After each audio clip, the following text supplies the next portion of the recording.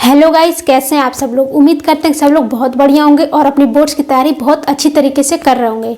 तो गाइस, जैसा कि थंबनेल देख के आपको पता तो चल गया होगा कि आज हम लेके आए हैं 12th बायोलॉजी के कुछ ऐसे इंपॉर्टेंट क्वेश्चंस जो हर साल एग्जाम में पूछे ही जाते हैं और इस बार भी पूछे ही जाएंगे। तो आज हम लोग जो चैप्टर डिस्कस करने वाले हैं वो है चैप्टर 2, बायोलॉजी का chapter 2, reproduction in flowering plants. Friends, इस वीडियो में हम लोग ज़्यादा फोकस करेंगे वो लॉन्ग आंसर की तरफ, क्योंकि लॉन्ग आंसर अगर आप 2-4 पढ़ लेते हो ना, उससे 4-5 शॉर्ट्स तो ऐसे ही बन जाते हैं। एक लॉन्ग अगर आप अच्छे से पढ़ लोगे 2 से 3 शॉर्ट्स तो उसमें से निकल ही जाएंगे। तो नहीं, हम लोग इसमें शॉर्ट क्वेश्चन भी पढ़ेंगे लेकिन ज़्यादा फोकस रहेगा लॉन्ग की तरफ। तो चलिए टाइम को बर्बाद ना करते हुए क्वेश्चन की सीरीज की तरफ बढ़ते हैं। तो फ्रेंड्स, जो अपना फर्स्ट क्वेश्चन है वो है name the component cell of egg apparatus in embryo sac. मतलब एम्ब्रियो सेक में एग apparatus के कौन कौन से कंपोनेंट होते हैं, कौन कौन से कंपोनेंट होते हैं। देखिए कौन कौन से कंपोनेंट्स होते हैं।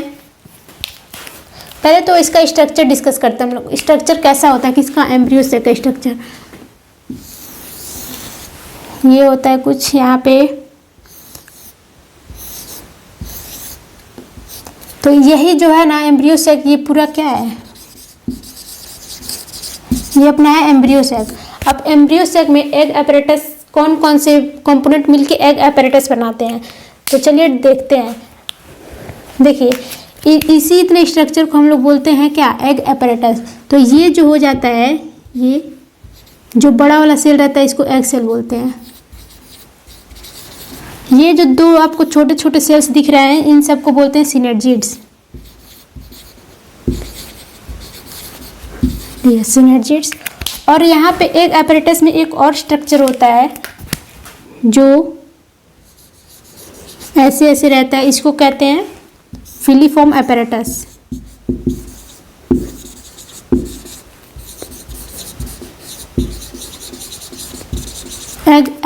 Filiform apparatus। देखो एग apparatus अपना ये तीनों मिलके एग apparatus बनाता है। तो एग apparatus का कंपोनेंट क्या क्या हो जाएगा, एग सेल, सिनर्जिड्स और फिलीफॉर्म apparatus। ठीक है, इतना समझ में आ गया। अब नेक्स्ट क्वेश्चन की तरफ प्रोसीड करते हैं। ये था अपना शॉर्ट क्वेश्चन। शॉर्ट क्वेश्चन में बस डायग्राम नहीं बनाओगे तो भी चलेगा, बस इन तीनों का नाम लिख देना। तो फ्रेंड्स, जो अपना सेकेंड क्वेश्चन है वो है name the parts of gynoecium that determine the compatible nature of pollen grain. अच्छा, ये क्या कह रहा है, देखो वो गाइनोसियम का वो वाला पार्ट बताना है जो कंपैटिबल नेचर शो करता है किसके साथ, पॉलन ग्रेन। मतलब पॉलन ग्रेन कहाँ पे आके बैठता है, किस पे आके बैठता है, उसी को लिखना है यहाँ पे। तो देखो इसका आंसर हो जाएगा, गाइनोसियम मतलब फीमेल रिप्रोडक्टिव पार्ट ना। गाइनोसियम फीमेल रिप्रोडक्टिव पार्ट होता है। तो फीमेल रिप्रोडक्टिव पार्ट की क्या होता है, फीमेल रिप्रोडक्टिव पार्ट गाइनोसियम को बोलते हैं। देखो ऐसा होता है, स्ट्रक्चर बनाते हैं हम लोग गाइनोसियम का।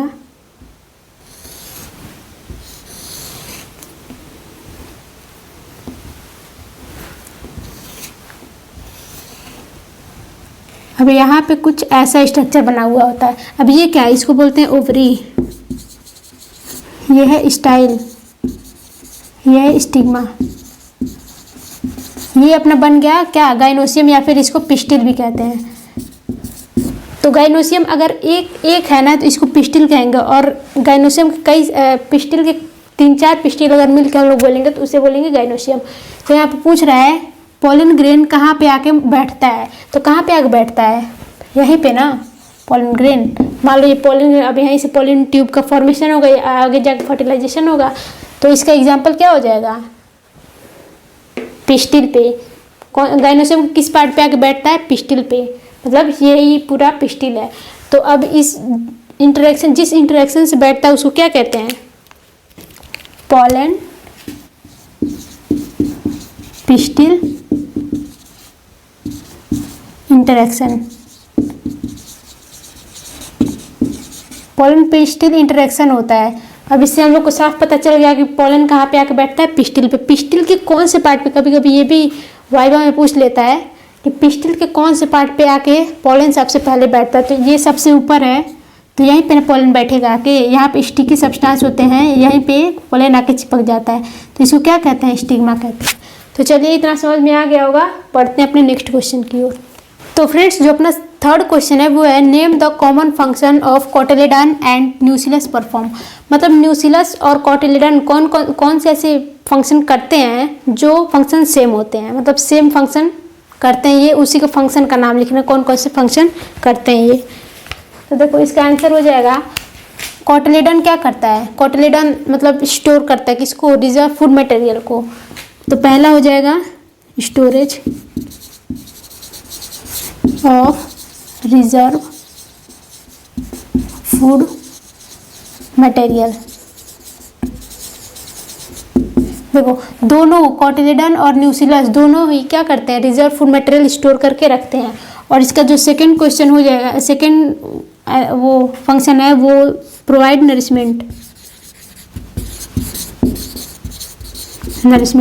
अब ये दोनों नरिशमेंट प्रोवाइड करते हैं, किसको नरिशमेंट प्रोवाइड करते हैं, जो कोटिलेडन है वो नरिशमेंट प्रोवाइड करता है किसको, एम्ब्रियो को, ठीक है। और जो न्यूसिलस है वो नरिशमेंट प्रोवाइड करता है एम्ब्रियो सैक को। बस इतना ही लिखना है शॉर्ट क्वेश्चन में, तो बस इतना ही लिखा जाता है, ज़्यादा लिखा नहीं जाता है। तो इतना आप लोग आई होप कि समझ में आया होगा। बढ़ते हैं अपने नेक्स्ट क्वेश्चन की ओर। तो फ्रेंड्स जो अपना नेक्स्ट क्वेश्चन है वो है describe the structure of typical flower. मतलब हमें फ्लावर का स्ट्रक्चर बनाना है, ठीक ना। और ये क्वेश्चन शॉर्ट्स में भी पूछा जाता है, लॉन्ग में भी पूछा जाता है। तो लॉन्ग में पूछेगा तो लॉन्ग जैसे लिखना है, शॉर्ट में पूछेगा तो 3-4 लाइन लिखोगे। तो देखो इसको हम लोग लॉन्ग के टाइप से देखते हैं, स्ट्रक्चर बनाना किसका, फ्लावर का। तो सबसे पहले हम लोग फ्लावर का स्ट्रक्चर बना के देखते हैं, बनाने के बाद हम लोग उसके अलग अलग पार्ट्स को डिस्कस करेंगे। तो फ्रेंड्स ये रहा अपना फ्लावर। अब वैसे फ्लावर अच्छा बना नहीं है, लेकिन आप लोग अच्छा बनाना केवल समझाने के लिए आपको ऐसा बनाए हैं। तो देखो फ्लावर के हर एक पार्ट्स को हम लोग क्या करते हैं, पहले इसका नोमेनक्लेचर करते हैं, कौन सा पार्ट है। तो ये जो सबसे ग्रीन वाला पार्ट दिख रहा है, सबसे बाहर जो वॉल होता है उसको कहते हैं कैलिक्स। कैलिक्स, इस पूरे घेरे को कैलिक्स कहेंगे। और एक कैलिक्स रहेगा उसको कहेंगे सेपल। मतलब सेपल के झुंड को क्या कहेंगे, कैलिक्स कहेंगे। अब कैलिक्स के अंदर जाते ही एक आपको कलरफुल सा पार्ट दिखता है। और हाँ ये जो होता है ना सेपल, ये हमेशा ग्रीन ही रहेगा, ये प्रोटेक्शन प्रोवाइड करता है, ठीक ना। और ये जो हम लोग कैलिक्स के अंदर जाएंगे जो पार्ट दिखेगा वो होता है, एक पार्ट दिखेगा जो कलरफुल रहेगा उसको कहेंगे पेटल। पेटल मतलब पंखुड़ी। अब पंखुड़ियों के ग्रुप को हम लोग कहते हैं करोला।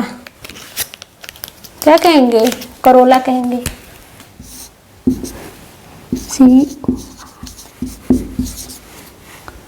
करोला कहेंगे। अब करोला के एक पीस को क्या कहते हैं, पेटल कहते हैं। अब पेटल के अंदर जाते ही हमको बहुत सारा मतलब एक घेरा टाइप का दिखेगा, उस घेरे को कहते हैं स्टामेन। ये जो ब्लैक कलर का आप लोग को दिख रहा है ना, ये है मेल रिप्रोडक्टिव पार्ट। अब मेल रिप्रोडक्टिव पार्ट को क्या कहते हैं, स्टामेन। स्टामेन के झुंड को क्या कहेंगे, एंड्रोसियम। एंड्रोसियम क्या है, male reproductive part of flower. Male reproductive part के अंदर जाएंगे तो एक ही सिर्फ और सिर्फ आपको एक स्ट्रक्चर दिखेगा, जैसा कि यहाँ पे दिख रहा है। ये होता है female reproductive part. Female reproductive part होता है, अब इसका क्या नाम होता है, गाइनोसियम।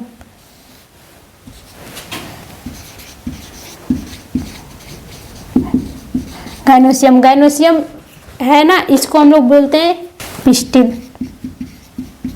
इसको पिस्टिल बोलते हैं, इसको क्या बोलते हैं, stamen.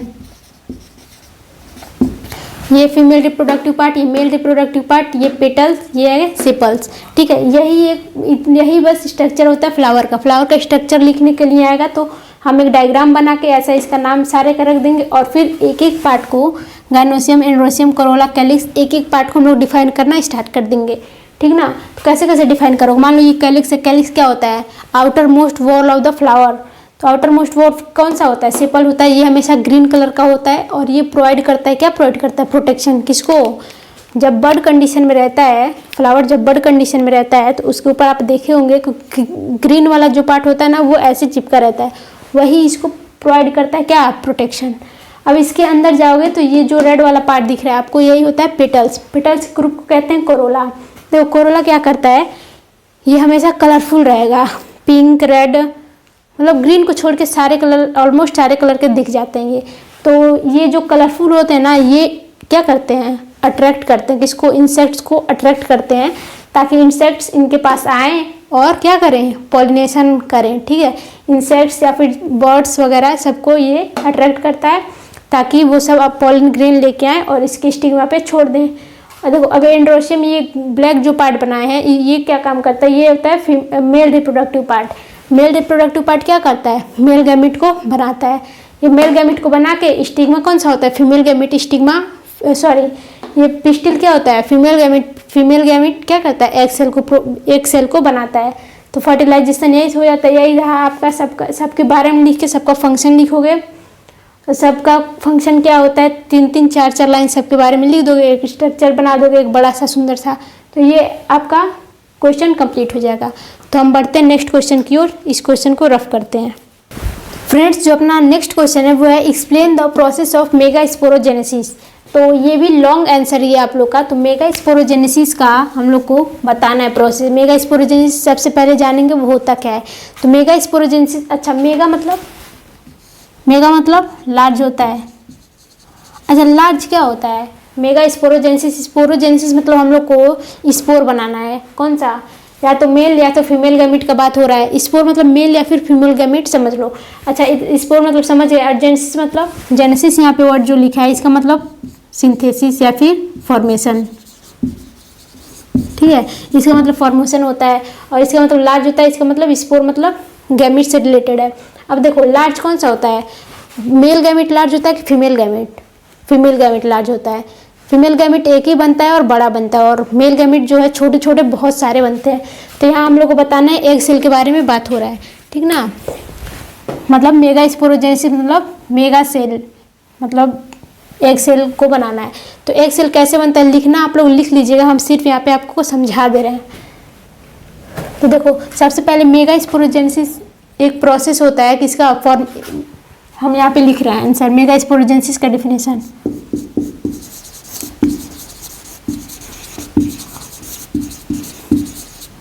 Mega sporogenesis is the process in plants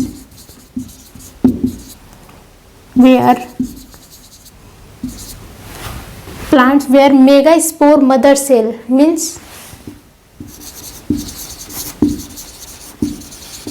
megaspore mother cell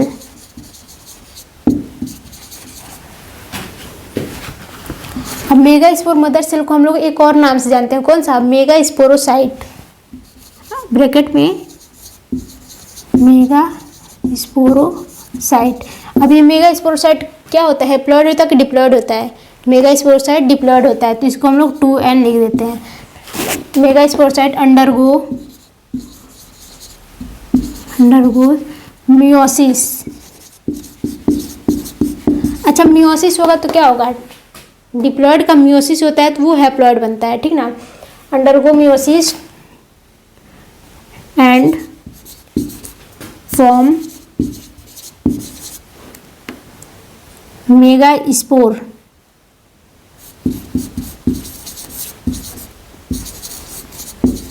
देखो मेगास्पोरोसाइट से मेगास्पोर बनता है, बस इसी प्रोसेस को मेगास्पोरोजेनेसिस कहते हैं। मेगास्पोर मतलब एग सेल, ठीक ना। यही प्रोसेस है मेगास्पोरोजेनेसिस का।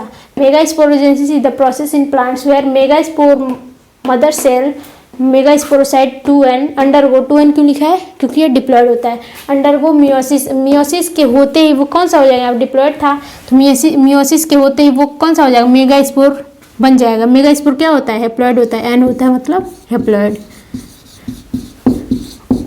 अच्छा ये तो समझ में आ गया। अब हम लोगों को एक बार डायग्राम से समझ लेते हैं, उससे बहुत इजीली समझ में आ जाएगा।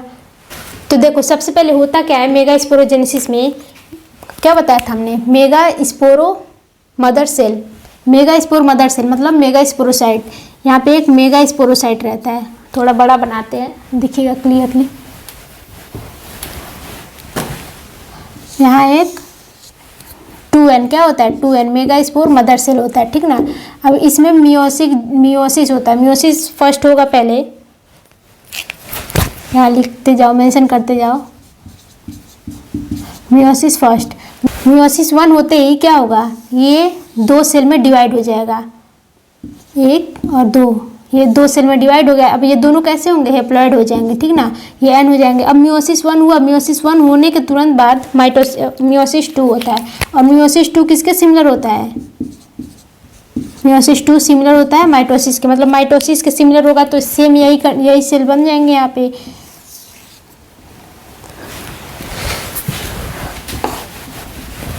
देखो सेम बन जाएंगे, तो यहाँ मियोसिस जो मतलब डिवाइड हो रहा है, तो यहाँ 2 सेल थे तो यहाँ कितने बन जाएंगे, 4 सेल बन गए। अब देखो यहाँ पे 4 सेल बनने के बाद 4 सेल की तो ज़रूरत है नहीं, 3 सेल जो होते हैं 3 वो हो जाते हैं डीजेनरेट। क्या हो जाते हैं वो,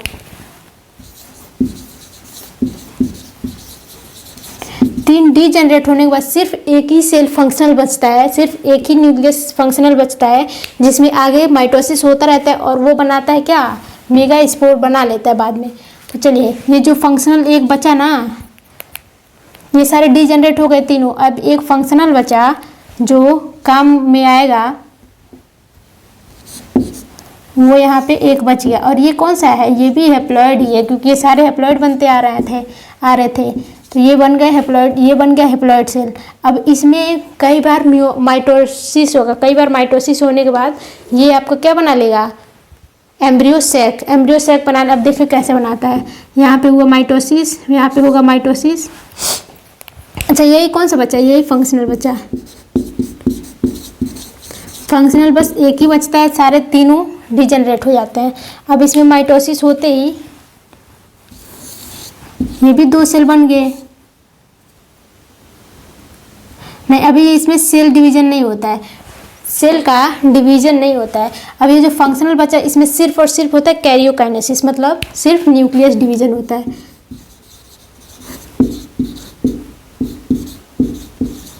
कैरियोकाइनेसिस मतलब सिर्फ न्यूक्लियस ही डिवाइड होगा, इसके बाद आप लोग कुछ भी नहीं देखोगे।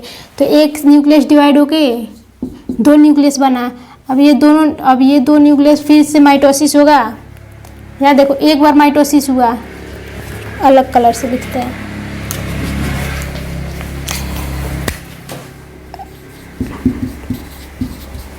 माइटोसिस एक बार हुआ, अब इसमें माइटोसिस दूसरा बार भी होगा।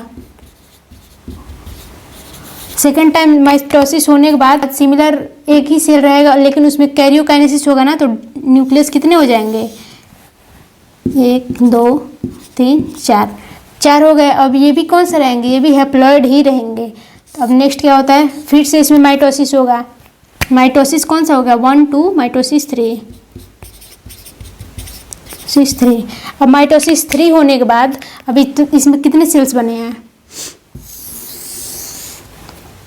1 2 3 4।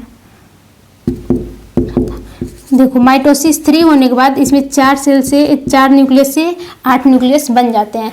अब इसके बाद होता क्या, अब इसके बाद माइटोसिस नहीं होगा। अब क्या होगा, इसमें 4 न्यूक्लियस बन गए ना, इसमें से दोनों तरफ से, दोनों साइड से एक न्यूक्लियस सेंटर में आएगा, एक न्यूक्लियस सेंटर में आएगा। अब यहाँ कितने बच गए, 3 बच गए। अब इसी को क्या बोलते हैं, रीअरेंजमेंट ऑफ न्यूक्लियस, ठीक ना। रीअरेंजमेंट ऑफ न्यूक्लियस हुआ तो कैसे बना, स्ट्रक्चर क्या हो जाएगा, यहाँ बचे 3 न्यूक्लियस, यहाँ भी बचे 3 न्यूक्लियस। अब यहाँ पे एक न्यूक्लियस जो बीच में गए हैं वो न्यूक्लियस यहाँ पे आ जाएंगे, ठीक ना। अब चलिए इतना समझ में आ गया होगा, अब इसको रफ करके इसके आगे का समझते हैं। देखो अब इतना बनने के बाद आगे डेवलपमेंट होता है, और डेवलपमेंट होके क्या बनाता है, एम्ब्रियो सैक। चलो देखते हैं। ये यहाँ जो 3 सेल्स थे ना, वो 3 सेल यहाँ डेवलपमेंट करके सेल्स बन जाएंगे, 3 बन गए। अब यहाँ पे भी 3 सेल्स हैं,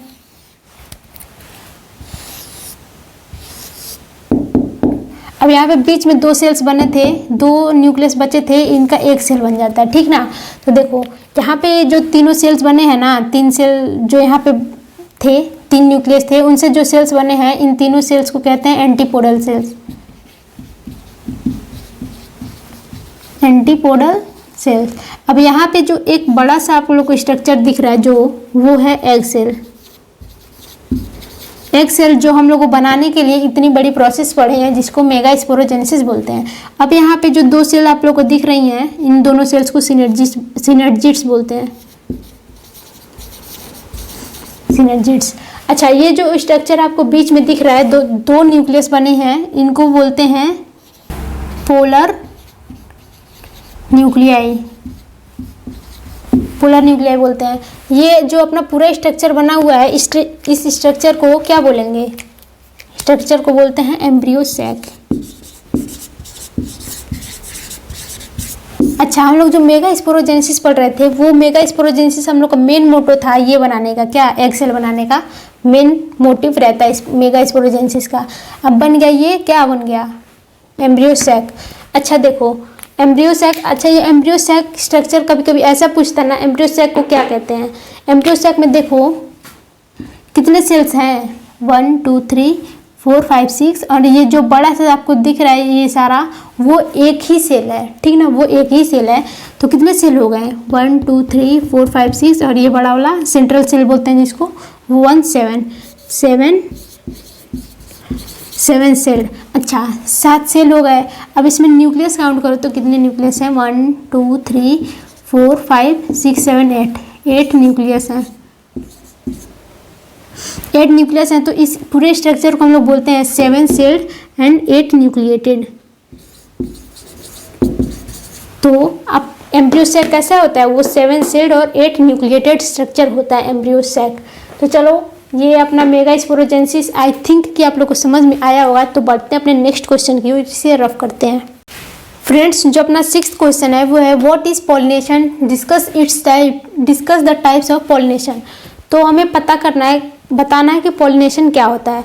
तो पॉलिनेशन क्या होता है? पॉलिनेशन एक प्रोसेस है जिसमें पॉलन ग्रेन एंथर से उठ के स्टिग्मा पर जाता है, उसी को हम लोग पॉलिनेशन कहते हैं। तो क्या बोलेंगे? Pollination is the process of transfer of pollen grain from anther to stigma of the same flower और another flower of the same species. मतलब कोई एक फ्लावर है, उसके एंथर से पॉलन ग्रेन उठ के उसी फ्लावर के स्टिग्मा पर चला जाता है या फिर वहाँ से उठ के अलग फ्लावर पे जाता है जो कि इसी के स्पीसीज का होना चाहिए, ठीक ना। तो उसी को कहते हैं पॉलिनेशन, इसको पॉलिनेशन कहते हैं। अब टाइप्स क्या होता है, चलो इसका डेफिनेशन लिख देते हैं। The process of transfer of pollen grain, process of transfer of pollen grain from anther to stigma of the same flower or another flower of same species। अब कहने का मतलब ये है कि process of transfer of pollen grain का क्या होता है? पोलन ग्रेन का ट्रांसफ़र होता है एंथर से स्टिग्मा पर। पोलन ग्रेन का ट्रांसफ़र होता है एंथर से स्टिग्मा पर ऑफ द सेम और अनदर फ्लावर, या तो उसी जहाँ से उठता है फ्लावर या तो वहीं पे उसी फ्लावर के स्टिग्मा पर बैठ जाता है जाके, या फिर वहाँ से निकल के किसी और फ्लावर के स्टिग्मा पर बैठ जाता है। जो फ्लावर उसी के स्पीसीज़ का होना चाहिए, अगर दूसरे स्पीसीज़ पे गया तो फ्लावर पॉलिनेट नहीं होगा और फर्टिलाइजेशन भी नहीं हो पाएगा, ठीक ना। तो अब हम लोग डिस्कस करते हैं टाइप्स ऑफ पॉलिनेशन। तो टाइप्स, कितने टाइप के पॉलिनेशन हो सकते हैं, तो यहाँ पे डिस्कस कर लेते हैं पॉलिनेशन। पॉलिनेशन 2 टाइप से होते हैं। कौन कौन से? एक तो हो सकता है आपका सेल्फ पॉलिनेशन,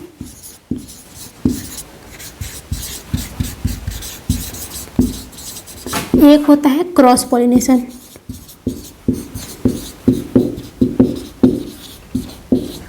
क्रॉस पॉलिनेशन। अच्छा, अब सेल्फ पॉलिनेशन क्या होता है, क्रॉस पॉलिनेशन क्या होता है? देखो यहाँ पे हम लोग जो बात किए हैं, पोलन ग्रेन उठता है कहाँ से? Stigma of same flower.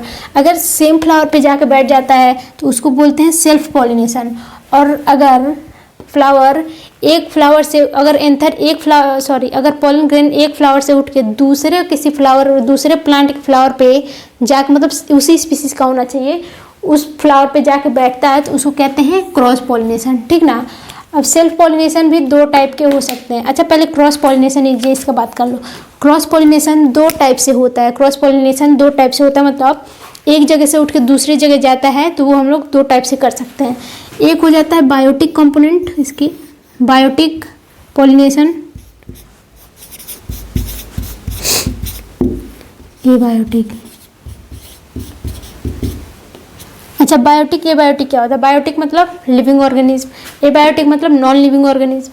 अच्छा क्रॉस पॉलिनेशन कब बायोटिक होगा? बायोटिक तब होगा जब पोलन ग्रेन किसी जीव के थ्रू किसी स्टिग्मा पर जाके बैठता है। मतलब क्या मतलब है, मान लो कहीं ऐसा होता है कि कोई चिड़िया आके बैठी किसी फ्लावर पे, ठीक ना, फ्लावर पे चिड़िया आके बैठी, उस चिड़िया के पैर में पोलन लग गया, ठीक ना, एक पोलन लग गया। अब ये उड़ के किसी और फ्लावर पे जाके बैठेगी तो यहाँ का पोलन जो है ना उसके स्टिग्मा पर चिपक जाएगा जाके, तो इसी को कहते हैं बायोटिक कंपोनेंट। बायोटिक कंपोनेंट में लिविंग ऑर्गेनिज्म भी यूज होते हैं, मतलब इंसेक्ट हो जाएंगे, बर्ड्स हो जाएंगे, कभी कभी कोई भी एनिमल चलते फिरते रहते हैं वो सब हो जाते हैं। एबायोटिक कंपोनेंट वो होते हैं जो मतलब लिविंग नहीं होते हैं। अब कैसे लिविंग नहीं होते हैं? जैसे कि वाटर, विंड, ठीक ना, हवा और पानी ये होते हैं ना।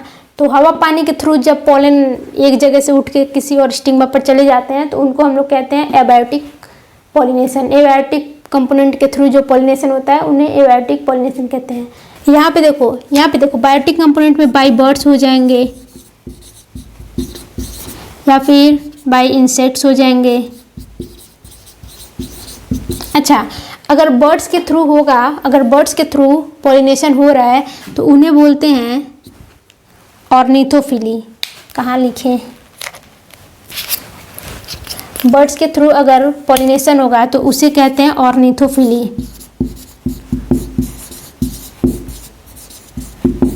ठीक है, ऑर्निथोफिली। अगर इंसेक्ट के वजह से अगर पॉलिनेशन हो रहा है तो उन्हें बोलेंगे इंटोमोफिली।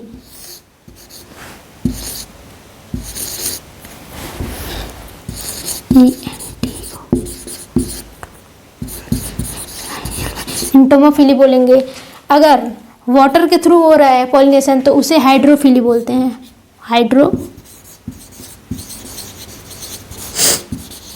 उसे हाइड्रोफिली बोलते हैं। अगर हवा के थ्रू हो रहा है तो उन्हें बोलते हैं anemophily.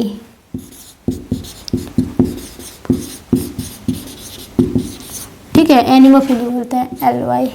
Cross pollination I think कि समझ में आया होगा, तो इसे रफ करते हैं ताकि सेल्फ पॉलिनेशन हम लोग समझ सकें।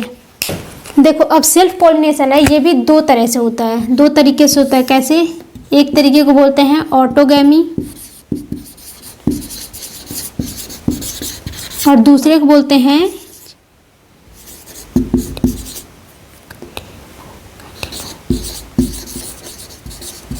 गाइटिमोगैमी। ठीक है, अब ऑटोगैमी क्या होता है? ऑटोगैमी ऑटोगैमी ये होता है, मान लो अगर एक फ्लावर है, एक फ्लावर के स्टिग्मा से, ये एक फ्लावर है, इसके एंथर से पोलन ग्रेन निकल के इसी फ्लावर के स्टिग्मा पे जाके बैठ जाता है तो उसको ऑटोगैमी बोलते हैं। और गाइटिनोगैमी किसे बोलेंगे? अगर एक फ्लावर से पोलन ग्रेन निकल के किसी दूसरे प्लांट के फ्लावर पे जाके बैठ जाता है तो उसे गाइटिनोगैमी बोलते हैं। ठीक ना, आई थिंक कि आप लोग को पॉलिनेशन टोटल समझ में आया होगा, तो इसे रफ करते हैं, बढ़ते हैं अपने नेक्स्ट क्वेश्चन की ओर। तो गाइस जो अपना नेक्स्ट क्वेश्चन है, मतलब क्वेश्चन नंबर 7, वो है explain the process of fertilisation in flowers. मतलब फ्लावरिंग प्लांट में आपको फर्टिलाइजेशन कैसे होता है वो बताना है। तो फ्लावरिंग प्लांट में सबसे मोस्ट इंपॉर्टेंट जो होता है वो होता है डबल फर्टिलाइजेशन। यहाँ पे फ्लावरिंग प्लांट में क्या होता है? Double fertilisation. अच्छा डबल फर्टिलाइजेशन किसे कहते हैं? डबल मतलब दो बार, तो दो बार फर्टिलाइजेशन होता है किसमें? चलिए देखते हैं कैसे होता है। देखो आपको इतना तो पता है कि पोलन ग्रेन आता है स्टिग्मा पे, उससे दो गैमीट बनते हैं। एक पोलन ग्रेन से दो गैमीट बनते हैं, ठीक ना, दो गैमीट बनते हैं। तो एक जो गैमीट होता है मेल गैमीट, पोलन ग्रेन से जो गैमीट बनेगा वो मेल होगा फीमेल होगा? मेल गैमीट होगा। तो जो एक मेल गैमीट होता है जो एक मेल गैमीट होता है वो फ्यूज करता है किसके साथ, एग सेल के साथ। और एग सेल के साथ फ्यूज करके क्या बनाता है, देखो ये भी मेल गैमीट क्या है, हैप्लॉइड है, ये एग सेल भी क्या है, हैप्लॉइड है। अब यहाँ पे फ्यूजन होगा, क्या होगा, इन दोनों का फ्यूजन होगा और जो स्ट्रक्चर बनेगा उसको क्या बोलेंगे हम लोग, जाइगोट। जाइगोट क्या होता है, हैप्लॉइड होता है कि डिप्लॉइड होता है, डिप्लॉइड होता है। अब जो एक मेल गैमीट तो एक सेल के साथ फ्यूज करके जाइगोट बना लिया। अब जो सेकंड जो मेल गैमीट है, सेकंड मेल गैमीट है वो फ्यूज करता है किसके साथ, हम लोगों ने देखा था कि एक सेल के अलावा एक और सेल बनते थे उसमें जो क्या थे, N+N मतलब पोलर न्यूक्लियाई। पोलर न्यूक्लियाई क्या थे, N+N। 2N भी नहीं थे क्योंकि दोनों फ्यूज नहीं हुए थे, वो स्ट्रक्चर N+N थे। और यहाँ पे भी ये जो स्ट्रक्चर है वो भी N है। तो अब देखो यहाँ पे कितने लोग फ्यूज कर रहे हैं, 3 लोग फ्यूज कर रहे हैं, 2 पोलर न्यूक्लियाई और एक ये। तो यहाँ पे जो होता है वो होता है ट्रिपल फ्यूजन। ट्रिपल फ्यूजन इस प्रोसेस को कहते हैं क्योंकि यहाँ पे 3 लोग फ्यूज करेंगे। तब ट्रिपल फ्यूजन होने के बाद जो अपना आंसर, जो अपना प्रोडक्ट मिलता है वो मिलता है पेन। अब ये लिखने वाला पेन नहीं, इसका फुल फॉर्म है प्राइमरी इंडोस्पर्म न्यूक्लियस। क्या नाम है इसका, प्राइमरी इंडोस्पर्म न्यूक्लियस। चलो इतना तो समझ में आ गया। अब इसका एक बार स्ट्रक्चर देख लेते हैं कि कैसे कैसे बनता है। इसे रफ कर दें, छोड़ो नहीं रफ करते हैं। देखो यहाँ पे क्या है, यहाँ पे बीच में देखते हैं इंडोस्पर्म, यहाँ पे हम एक बना लेते हैं इंडोस्पर्म। यहाँ पे एक बनता है बड़ा सा एग सेल, ये हैं दोनों सिनर्जिड्स। अब यहाँ पे एक क्या था, पोलर न्यूक्लियाई था। इसका तो ऐसे फर्टिलाइजेशन में कोई काम नहीं होता है, एंटीपोडल सेल का काम इसका और इसका होगा। ये है एग सेल, ये है सेकेंडरी सेल, सेकेंडरी सेल या फिर इसको बोलते हैं पोलर न्यूक्लियाई, ठीक है। अब देखो यहाँ से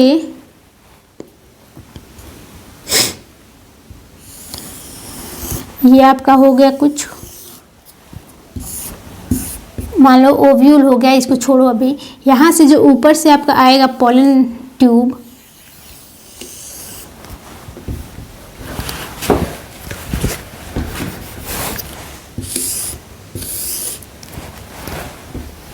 पोलन ट्यूब जो आता है ना ऊपर से, पोलन ट्यूब में कितने सेल्स होते हैं, पोलन ट्यूब में कितने सेल्स आएंगे, बताओ कितने सेल्स आएंगे, 2 आएंगे। ये पोलन ट्यूब में 2 गैमेट्स आते हैं, किसके गैमेट्स, पोलन ग्रेन से जो गैमेट्स बने हुए होते हैं वही आते हैं। तो 2 गैमेट्स आते हैं, नीचे आते आते आते आते क्या करेंगे, ये दोनों गैमेट यहाँ पे आएंगे। तो एक जो मेल गैमेट है वो एक मेल गैमेट इसके साथ, इसको अलग कलर से दिखाते हैं ताकि अच्छे समझ में आए आपको। देखो ये 2 मेल गैमेट नीचे आएंगे, ठीक ना। 2 मेल गैमेट नीचे आके एक मेल गैमेट आता है किसके पास, एक सेल के साथ आके फ्यूज कर जाता है, ठीक ना। एक मेल गैमेट तो आके एक सेल के साथ फ्यूज कर गया। अब ये जो सेकंड वाला मेल गैमेट है वो आता है किसके पास जाता है, यहाँ पे आपको, यहाँ पे जो आता है ये मेल गैमेट आके इस रास्ते आएगा। अब ये वाला सीधे जाके ये जो 2 पोलर न्यूक्लियाई है ना इनके साथ फ्यूज करता है। तो देखो यहाँ ऐसे हट गया, ये जाके इसके साथ फ्यूज कर गया। तो ये जो फ्यूजन करेंगे ये दोनों, इसको कहते हैं हम लोग सिंगैमी। सिंगैमी मतलब एक सेल और पोलन ग्रेन का जो गैमेट बना है, मेल गैमेट, जब फ्यूज करते हैं तो उस फ्यूजन से क्या बनता है, जाइगोट बनता है। और ये जो देखो यहाँ पे एक मेल गैमेट और 2 पोलर न्यूक्लियाई जब फ्यूज करेंगे तो यहाँ पे होगा ट्रिपल फ्यूजन। और ट्रिपल फ्यूजन का जो रिजल्ट है उससे बनता है पेन। और पेन से जो पेन डेवलप होने के बाद, मतलब प्राइमरी इंडोस्पर्म डेवलप होने के बाद बनता है इंडोस्पर्म, ठीक ना। तो इतना समझ में आ गया। आई थिंक आपको डायग्राम भी समझ में आया होगा। तो चलिए इसे रफ करते हैं। अच्छा यहाँ पे आपको जो दिख रहा है वो सब क्या है, ये जो आपको दिख रहा है ना ये स्ट्रक्चर है फिलीफॉर्म एपेरेटस, ये भी एक सेल का ही पार्ट होता है। अच्छा इसका फंक्शन क्या होता है फिलीफॉर्म एपेरेटस का, ये होता है कि यहाँ से जो यहाँ पे जो मेल गैमेट्स आ रहे हैं उनको अंदर खींचने का है, अंदर पहुँचाने में हेल्प करता है। यहाँ पे है ना फिंगर लाइक प्रोजेक्शन होते हैं, ये ऐसे ऐसे करके ये ऐसे ऐसे करते रहते हैं और इसी से ये जो गैमेट होते हैं वो अंदर जाते हैं। ठीक है ना। आई थिंक ये समझ में आया होगा। डायग्राम भी बना लेना और ऐसे लिख भी लेना, पूरा थ्योरी टाइप का लिखोगे, ये कम से कम 3 पेज में आएगा आपके। तो चलिए नेक्स्ट क्वेश्चन की तरफ प्रोसीड करते हैं। तो गाइज जो अपना नेक्स्ट एंड लास्ट क्वेश्चन है वो है right short note on. Short note लिखना है आपको, कुछ ऐसे दिए गए हैं, इन पे शॉर्ट नोट लिखने के लिए आ सकता है। Flower, meiosis, allogamy, ornithogamy, cryptogamy, emasculation, embryo sac, androecium. तो चलिए इसके बारे में थोड़ा थोड़ा हल्का हल्का जान लेते हैं। आप सब जानते तो हो ही, सारा कुछ जानते हो, लेकिन फिर भी जान लेते हैं इसके बारे में। फ्लावर क्या होते हैं? फ्लावर, ये अगर आप लिखना चाहो तो देखो ऐसे लिख सकते हो। तो देखो फ्लावर को डिफाइन कैसे कर सकते हैं हम लोग, लिख सकते हो flowers are the modified shoot, मतलब ये मॉडिफाइड सूट ही होते हैं, वो मतलब मॉडिफाई करके फ्लावर बन जाते हैं। Flowers are modified shoot that are specialised for fertilisation in higher plants. क्या ये लोअर प्लांट्स में फ्लावर होते हैं? आप लोग कभी वो लाइकेन में फ्लावर देखे हो, एल्गी में फ्लावर देखे हो? कभी नहीं। बड़े प्लांट जितने भी होते हैं उसमें फ्लावर होते हैं, तो मॉडिफाइड सूट ही होते हैं। Modified shoot specialised for fertilisation.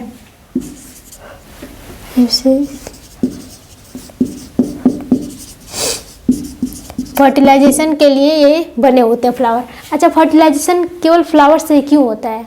क्यों होता है? लीफ में होता है? कभी नहीं होता। क्यों?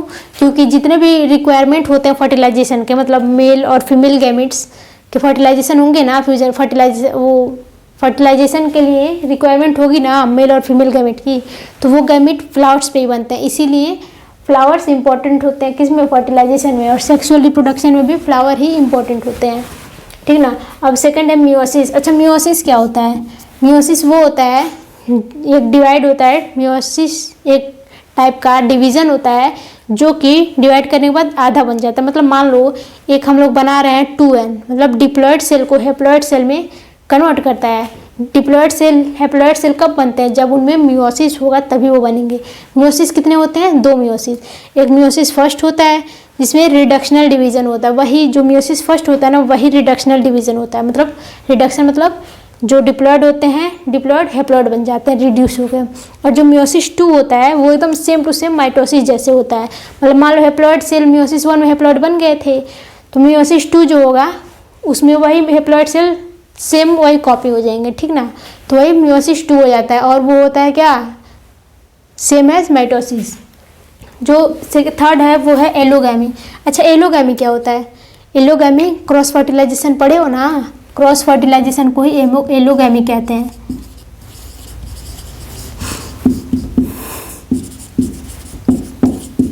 नेक्स्ट है ऑर्निथोगैनी और ऑर्निथोफिली। ऑर्निथोफिली मतलब ऑर्निथो जहाँ भी वर्ड आएगा ना वो समझ जाना बर्ड से रिलेटेड है।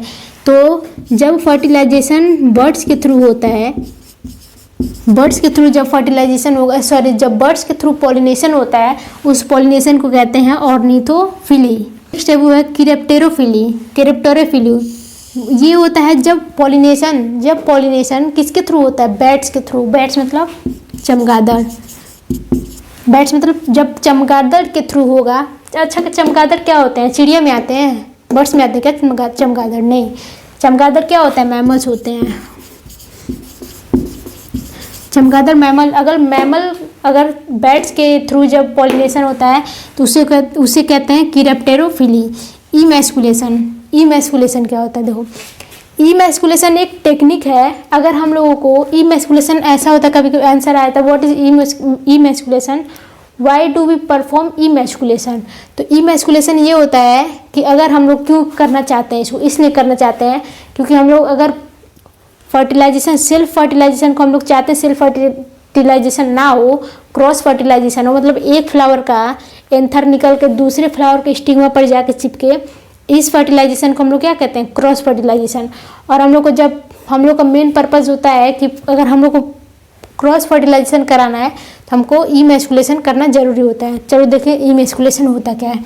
इमैस्कुलेशन एक प्रोसेस है जिसमें हम लोग मेच्योर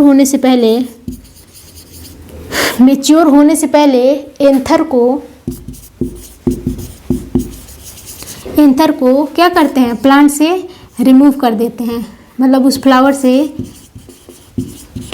रिमूव कर देते हैं। एक फ्लावर है, उसका एंथर मैच्योर होने के पहले ही उसको कैंची से काट काट के क्या करते हैं, निकाल के फेंक देते हैं, उसको कहते हैं इमैस्कुलेशन। अब क्यों फेंकते हैं, क्योंकि सेल्फ पॉलिनेशन हम लोग को प्रिवेंट करना है, सेल्फ पॉलिनेशन नहीं होना चाहिए। अब देखो मैच्योर हो जाएगा, अगर एंथर मैच्योर हो गया तो मैच्योर होने के बाद रप्चर कर जाता है, रप्चर करने के बाद पॉलिन ग्रेन उसी फ्लावर के स्टिग्मा पर आके बैठ सकते हैं और फिर फर्टिलाइजेशन हो सकता है।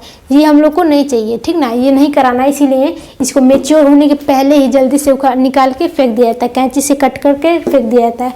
तो वहाँ पे एंथर बचता नहीं है, पॉलिन ग्रेन बनेगा नहीं, तो वो पॉलिन ग्रेन उस स्टिग्मा पे आएगा नहीं, तो सेल्फ फर्टिलाइजेशन होगा नहीं, ठीक ना। तो उसके पास एक ही ऑप्शन बचता है, क्या, क्रॉस पॉलिनेशन का। मतलब एक स्टिग्मा यहाँ से कोई कहीं और से फ्लावर आएगा, सॉरी कहीं और से पॉलन ग्रेन आएगा, अब सिर्फ उस स्टिग्मा पे चिपकेगा, तब होगा क्या, क्रॉस पॉलिनेशन, ठीक ना। एम्ब्रियो सैक बताना, एम्ब्रियो सैक क्या होता है। एम्ब्रियो सैक हमने बताया था कि 7 सेल्ड एंड 8 न्यूक्लिएटेड स्ट्रक्चर होता है, 7 सेल्ड एंड 8 न्यूक्लिएटेड स्ट्रक्चर होता है एम्ब्रियो सैक। एंड्रोसियम क्या होता है, मेल रिप्रोडक्टिव पार्ट का नाम सुना है कभी फ्लावर में, उसे कहते हैं एंड्रोसियम। अच्छा, एंड्रोसियम के जो एक यूनिट का बात किया जाए उसे क्या कहते हैं, स्टामेन, स्टामेन कहते हैं। आई होप कि आप लोग को सारा कुछ समझ में आया होगा। हम लोग टोटल 9 क्वेश्चंस डिस्कस किए हैं इस लेक्चर में। तो second reproduction in flowering plant में, मतलब सेकेंड चैप्टर में, इसके बाहर आप लोग को एक भी क्वेश्चन देखने को नहीं मिलेगा। जितने हम लोग क्वेश्चन डिस्कस किए सिर्फ उसके अंदर ही सारे क्वेश्चन आएंगे।